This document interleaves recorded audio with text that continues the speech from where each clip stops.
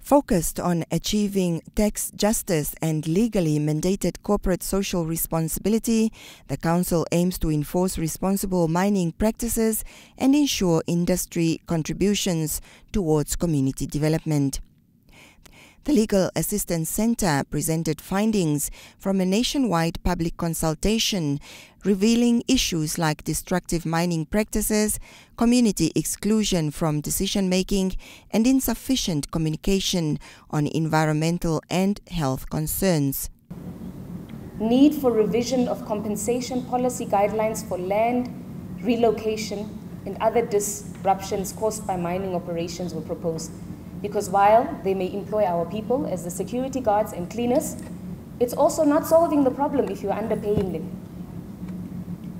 In Namibia, compliance with corporate and social responsibility is not imposed as a legislation. We need to highlight that, and we need to pay attention to that aspect, because that is the very reason why we have issues like this is not done, that is not done.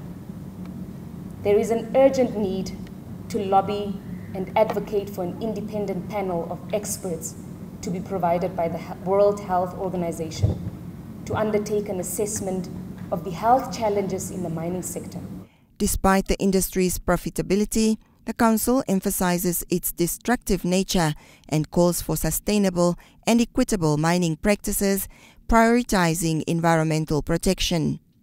Speakers including Mandla Hadebe from Economic Justice Network of Christian Fellowship of Southern Africa and chairperson of CCN Executive Committee, Pastor Ferdinand Otto, stress these concerns.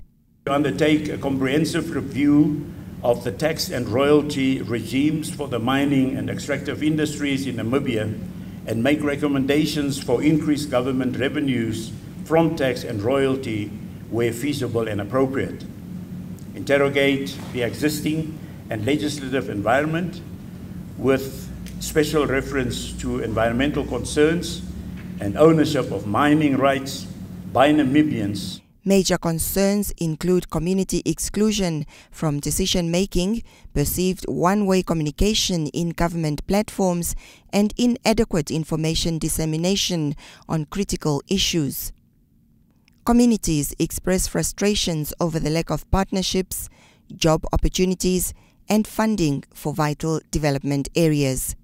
Mining Indaba advocates for equity and fair distribution of profits derived from our natural resources. It is guided by the principle of inclusivity.